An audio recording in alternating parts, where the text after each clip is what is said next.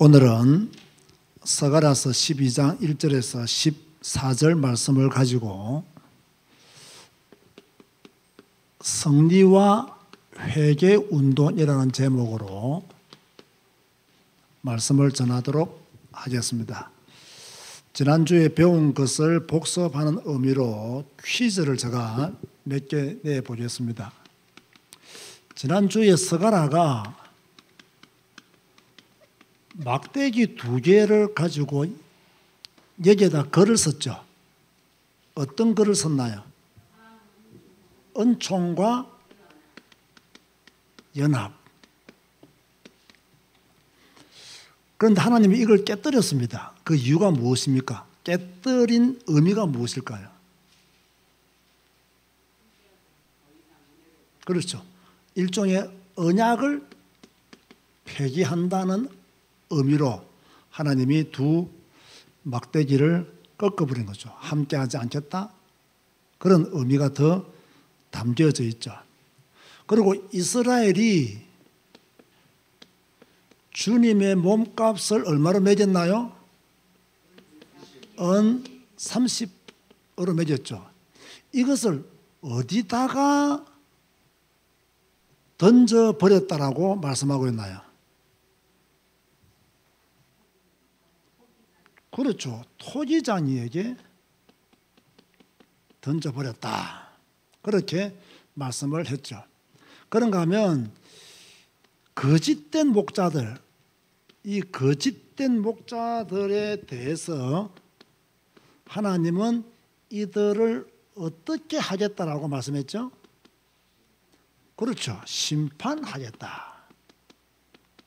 거짓된 목자들은 살아남을 수가 없다는 것을 우리는 또다시 확인할 수가 있습니다. 왜? 하나님의 양떼들을 버린 나쁜 목자들이기 때문에 하나님이 심판하시겠다. 자, 여러분 스가랴서는 총 몇 장까지 있죠? 14장까지 있죠. 제가 몇 번을 말씀드렸죠. 1장에서 8장까지는 무슨 내용이 있다 했어요? 8개의 환상이 있다. 두 번째로는 크게는 9장에서 14장까지인데 이걸 나누면 9장에서 11장, 12장에서 14장인데 9장에서 11장은 무슨 내용이 기록되어 있댔죠? 예수님의 초림에 대해서. 자, 예수님이 오셨는데 이스라엘 백성들은 뭐 했다? 배척할 것이라고 이미 말씀을 했고요. 12장부터 14장까지는 예수님의 재림을 기록하고 있는 내용이다. 그래서 예수님은 다시 오실 것이다. 그때까지 하나님은 하나님의 백성들을 보호하실 것이고 승리케 하실 것이며 회개케 하실 것이고 하나님의 나라가 완성될 것을 말씀하고 있어요. 우리가 이 성경 공부하면서 늘 명심해 두어야 될 것이 뭐냐면 이런 전체적인 흐름, 맥락을 바르게 알고 강론으로 들어가야 됩니다. 그러니까 개론을 알고 강론을 알아야 되지 개론을 모르고 강론만 알면요 엉뚱한 방향으로 갈 가능성이 있습니다. 그래서 이 스가랴서의 내용이 14장까지인데 1장에서 8장까지는 8개의 환상이 나온다. 9장부터 14장까지는 예수님의 초림과 재림에 대한 기사다. 이걸 둘로 나누면 9장에서 11장은 초림이요 12장에서 14장까지는 재림에 대한 이야기다. 그리고 오늘 12장은 그러면 무슨 내용이다? 예수님의 재림에 관한 내용을 우리가 배운다는 것을 알 수가 있죠. 자, 먼저요 장 구분을 하면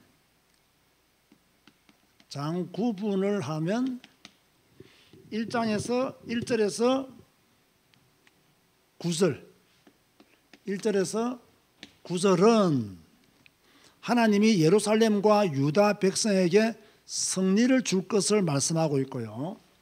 그 다음에 10절에서 14절 말씀까지를 보면 회개운동이 일어날 것을 말씀하고 있습니다. 자, 1절에서 9절까지는 하나님이 예루살렘과 유다 백성에게 승리를 줄 것을 말씀하고 있고 10절에서 14절 말씀까지는 회개 운동이 일어날 것을 말씀하고 있습니다. 자, 오늘은 여러분이 개인적으로 성경을 읽으면 조금 이해하기가 어려운 내용이 많기 때문에 오늘은 한 절 한 절을 읽으면서 여러분에게 간단하게 중요한 것, 핵심만 딱딱 설명하면서 여러분이 이해하는 데 도움을 드리도록 하겠습니다. 먼저 1절 보시기 바랍니다. 스가랴 12장 1절 말씀 보면요, 이스라엘에 관한 여호와의 경고의 말씀이라. 여호와 곧 하늘을 펴시며 땅에 터를 세우시며 사람 안에 심령을 지으신 이가 이르시되. 하나님의 말씀이 이스라엘에게 선포되고 있음을, 하나님의 말씀을 그들에게 증거하고 있음을, 천지를 창조하신 하나님, 사람 안에 심령을, 이 말은 사람을 창조하신 하나님. 여러분, 사람만이 심령을 가지고 있잖아요. 그러니까 그 하나님께서 경고의 말씀을 주고 있다. 다시 말해서 이스라엘에게 준 경고의 말씀은 오늘날 우리들에게도 해당하는 말씀이라는 것을 기억하면 좋겠습니다. 2절에 보니까 보라, 내가 예루살렘으로 그 사면 모든 민족에게 취하게 하는 잔이 되게 할 것이라. 예루살렘이 에워싸일 때에 유다에까지 이르리라. 자, 예루살렘이 취하게 된다는 말씀이 아닙니다. 예루살렘과 유다를 공격하는 이방 나라들이 하나님의 진노의 잔을 마시게 될 것이라는 말씀으로 이 2절 말씀을 이해해야 됩니다. 예루살렘이 취하게 된다는 말씀이 아니라 하나님의 진노의 잔이 예루살렘과 유다를 공격하는 이방 나라들에게 임할 것이다. 3절 말씀은요, 그 날에는 내가 예루살렘을 모든 민족에게 무거운 돌이 되게 하리니 그것을 드는 모든 자는 크게 상할 것이라. 천하 만국이 그것을 치려고 모이리라. 자, 무거운 돌 쉽게 들 수 있습니까? 들지 못합니까? 쉽게 못 들죠. 잘못 들면 허리를 다치기도 하고요. 그래서 이방 나라들이 예루살렘을 공격하러 오지만 그들의 힘으로는 예루살렘을 이길 수가 없다. 오히려 그들이 무거운 돌 밑에 깔려서 죽게 될 것이다 라는 것이 이 3절에서 우리에게 보여주고 있는 메시지입니다. 어떤 보기에는요, 불신자들이 힘이 세고 권력자들이 힘이 센 것처럼 보이지만은 사실은 그들이 교회를 이길 수가 없어요. 믿음의 사람들을 이길 수가 없습니다. 역사적으로 교회가 핍박을 받고 어려움을 받고 위기 가운데 있었지만 한 번도 교회는 소멸된 적이 없습니다. 오히려 교회를 핍박했던 자들이 다 비참하게 죽었습니다. 그러니까요, 절대로 언약의 백성을 해치지 못할 것이라는 말씀이 바로 3절 말씀이고요. 4절과 5절 보시기 바랍니다. 여호와가 말하노라. 그날에 내가 모든 무엇을 쳐서? 말을 쳐서 놀라게 하며, 달리는 말이죠. 그 탄자를 쳐서 미치게 하되 유다 족속은 내가 돌보고. 자, 말을 쳐서 놀라게 하고 미치게 하되 유다 백성은 내가 돌보겠다. 모든 민족의 말을 쳐서 눈이 멀게 하리니 유다의 우두머리들이 마음속에 이르기를 예루살렘 주민이 그들의 하나님 만군의 여호와로 말미암아 힘을 얻었다 할지라. 자, 요즘은 말이 큰 군사력에 도움이 되는 것은 아니잖아요. 그런데 이 시대에만 하더라도 말은요, 엄청난 무기가 됩니다. 그죠? 이 말만 있어도 벌써 속도가 다르잖아요. 기동력이 다르고 기마병을 만들 수 있는 그러한 초석이 되잖아요. 그러니까 이 말은 그 당시에 강력한 군사력을 나타내는 것이다. 그런데 하나님은 그 말들을 쳐서 미치게 하셨다.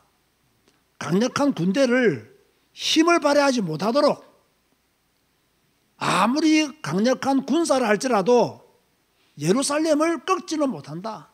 그 말씀이에요. 하나님이 유다 족속을 돌보니, 예루살렘을 돌보니 누가 건드릴 수 있겠는가? 자, 이것을 딱 본 유대 지도자들이 우리가 만군의 여호와 하나님으로 말미암아 힘을 얻었구나. 하나님이 우리와 함께 하시는 거를 깨닫게 된다는 거예요. 그러면서 6절에 이런 말씀하고 있습니다. 그날에 내가 유다 지도자들을 나무 가운데에 뭐로 같게 하며 화로 같게 하며. 화로는 뭐예요? 화로. 알죠? 그죠? 이것은 잘못하면 모든 것을 불태울 수 있는, 그죠? 그 화로 같게 하며 곡식단 사이에 횃불 같게 하리니 그들이 그 좌우에 에워싼 모든 민족들을 불사를 것이고 예루살렘 사람들은 다시 그 본 곳 예루살렘에 살게 되리라. 자, 아까 화로는 모든 것을 불태우는 힘이 되었습니다. 하나님은 유다 지도자들을 이렇게 만들겠다는 거예요. 왜 하나님은 유다 지도자들을 화로와 같이 만들겠다라고 말씀하셨는가 하면, 그래야 이방 나라의 침입을 이길 수 있기 때문에, 이방 나라의 침입을 불태울 수 있기 때문에 하나님은 그렇게 유다 지도자들을 화로와 같이 만들겠다. 하나님이 우리와 함께 하시면 성리는 우리 것이다, 그 말입니다. 하나님이 예루살렘을 지키면 군사력도 그 예루살렘을 꺾지는 못한다. 자, 우선 우리는요, 하나님이 우리와 함께 하도록 해야 됩니다. 하나님이 함께 할 수밖에 없는 사람이 되도록 노력을 해야 돼요. 그러면서 7절에 보면 여호와가 먼저 유다 장막을 구원하리니 이는 다윗의 집의 영광과 예루살렘 주민의 영광이 유다보다 더하지 못하게 하려니라. 자, 7절 시작이 중요합니다. 여호와가 먼저 유다 장막을 구원하리니, 이 말씀은 구원의 주체자는 하나님이시다는 거예요. 지금 예루살렘을 지키고 유다를 지키는 이 백성들을 구원하는 주체자는 누구냐? 하나님이시다. 절대 사람이 아니다. 하나님이 유다 장막을 구원하신다. 여러분의 인생도 마찬가지입니다.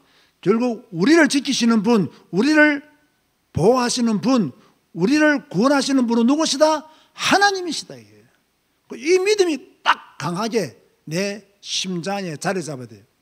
이걸 믿는다면 절대로 우리는 교만하면 안 되죠. 왜? 우리를 구원하신 분도 하나님이시고 우리를 지키시는 분도 하나님이시고 우리를 보호하시는 분도 하나님이시기 때문이죠. 그래서 겸손하고 또 겸손하게 주님만 더 바라봐야 될 줄로 믿습니다.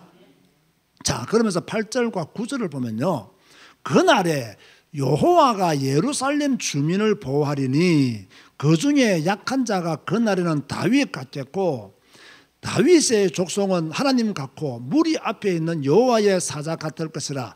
예루살렘을 치러 오는 이방 나라들을 그날에 내가 멸하기를 힘쓰리라. 무슨 말씀이냐면요, 하나님이 예루살렘을 보호하시니 그 누구도 예루살렘을 건드리지 못할 것이다. 건드리면 오히려 건드린 자가 망할 것이다. 그렇게 말씀하고 있는 거예요. 자, 여기까지가 12장에서 한 그룹을 형성하고 있는 말씀이라고 한다면 10절에서 14절은요 회개운동이 기록되어 있습니다. 자, 애통이라는 단어가요 5번 나오고요, 통곡이라는 단어가 2번 나옵니다. 애통 5번, 통곡 2번. 그럼 왜 애통하느냐 말이에요. 10절 상반절이 그 답입니다. 자, 10절 상반절 보세요. 내가 다윗의 집과 예루살렘 주민에게 은총과 간구하는 심령을 부어주리니 이랬습니다. 가끔 우리 개혁개정 성경이요, 이 번역할 때 약간의 조금 오류라고 말하기는 좀 그렇지만 좀 의미 있게 번역하지 못한 부분이 바로 이 10절에서 나타나요. 제가 다른 성경을 찾아봤거든요. 10년이라는 단어를 세 번역에서는 0이라 했고요, 쉬운 성경에서도 0이라 했고요, 그리고 킹 제임스 험정역에서도 0이라 했어요. 그러면 다른 성경을 전체적으로 볼 때, 또 제가 원어적인 것을 볼 때 이것은 심령이라는 것은 우리 인간의 심령이 아니라 하나님의 영을 부어주리니 그 말입니다. 하나님의 성령을 부어주리니, 그런 뜻으로 해석하는 것이 더 옳은 해석이다. 자, 이걸 볼 때요, 회개운동은 언제 일어나느냐. 우리가 하나님께로 돌아가자, 회개합시다, 우리 목사가 외쳐도요 회개 못합니다. 하나님이 우리에게 하나님의 영을 부어줘야 돼요. 회개할 수 있는 하나님의 영을 부어줘야 돼요. 쏟아주셔야 우리가 회개할 수 있는 거지요. 우리 의지로 회개하는 것도 사실상 완전한 회개에 이를 수 없다. 그런 것을 깨닫게 되는 말씀이 바로 10절 상반절 말씀이에요.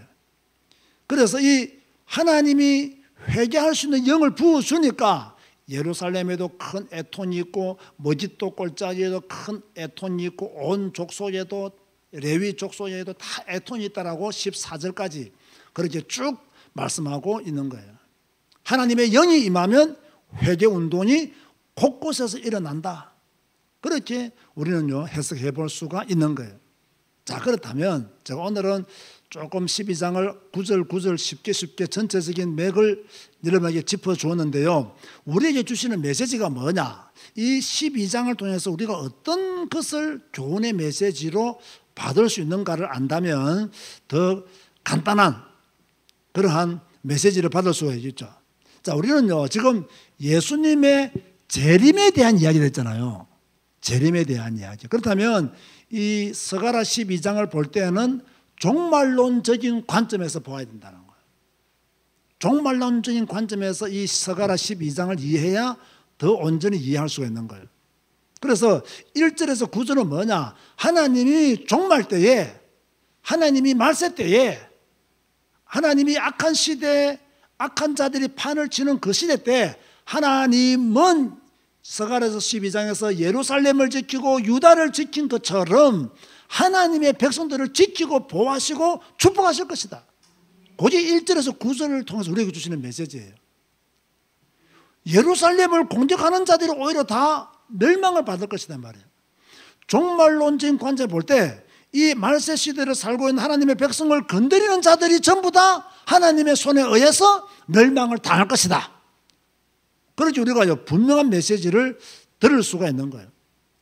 보통 성도들에게 뭐 종말론적이라면요 조금 두려워하고 공포에 휩싸이고 그런 날이 내게 닥치지 않았으면 좋겠다라는 그런 생각도 가지게 되죠. 그런데요 이 스가랴서 12장을 통해서 우리가 볼 수 있는 것은 종말 때에 오히려 하나님이 하나님의 백성들을 더 지키신다는 거예요.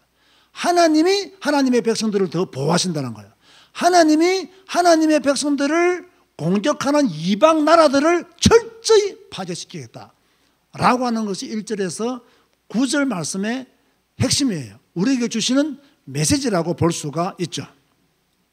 두 번째는요, 성도는 회개의 시간을 반드시 가져야 된다는 거예요. 자, 그런데 아까 말했죠.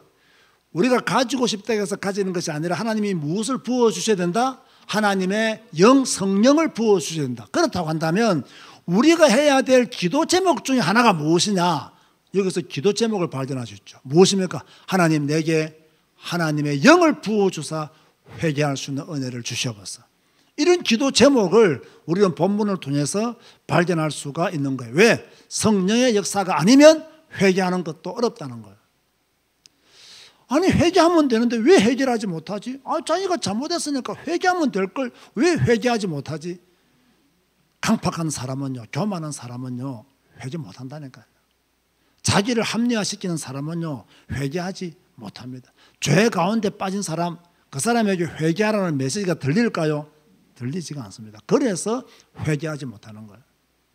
여러분, 가룟 유다가 제대로 깨달았다면 왜 자살을 했겠습니까? 제대로 못 깨닫는 거, 죄 가운데 빠진 사람은요 언제나 잘못된 생각을 하고 잘못된 결정을 해버리는 거예요. 자, 우리 제자교회가, 우리 언택트 교회가 새로워지는 길이 있다면 뭐겠습니까? 회개하는 것입니다. 여러분의 가정이 새로워지는 길이 있다면 뭐겠습니까? 회개하는 겁니다. 여러분의 개인이 하나님 앞에 더 온전히 설 수 있는 방법은 무엇이겠습니까? 역시 회개하는 것입니다. 회개가 아니면 하나님 앞에 온전하게 설 수가 없고 예수 그리스도의 복음도 제대로 전할 수 없다는 것. 그게 바로 오늘 스가랴서가 우리에게 주시는 메시지예요. 고로 하나님은 이 말세 때 종말론 시대를 살고 있는 이 시대의 성도들에게 하나님의 영을 부어주기를 원하고 이들이 회개하기를 원한다. 그렇다면 우리의 기도 제목은 하나님의 영을 주사 회개에 이르게 하여 주옵소서 라는 기도 제목을 오늘 여러분들이 가지고 돌아가시기를 바랍니다. 이것이 스가랴 12장을 통해서 우리에게 주시는 메시지다. 하나님께 더 탁 달라붙어 있는 여러분 되시기를 바라고, 또 기도하는 가운데 하나님의 영으로 충만해서 하나님이 원하는 사람으로 더 성장하게 되기를 주님의 이름으로 축복합니다. 주님 감사합니다. 또 말씀을 듣게 하시니 감사합니다. 스가랴서 12장을 배웠습니다. 하나님이 말세 때 우리를 지키시고 보호하시고 성립케 하실 줄로 믿습니다. 우리는 이 사실을 믿고 주님께로 나아가고 주님이 원하는 믿음의 삶을 살기를 원합니다. 믿음이 식어지고 있는 이 시대에, 교회 모이기를 싫어하는 이 시대에, 하나님을 등지고 세상을 향해 나아가는 사람들이 많은 이 시대에 우리는 하나님께 더 달라붙어 있는 성도가 되게 하시고 하나님께 더 머리를 조아리는 성도가 되게 하여 주옵시며, 우리의 심령을 주님께 내려놓고 하나님의 도우심을 구하는 성도들이 되게 하여 주옵소서. 하나님, 우리의 양심이 살아있게 하시고 우리의 신앙이 살아있게 하여 주옵시고 우리의 믿음이 살아있는 믿음 되게 하여 주옵소서. 예수님의 이름으로 기도드리옵나이다. 아멘.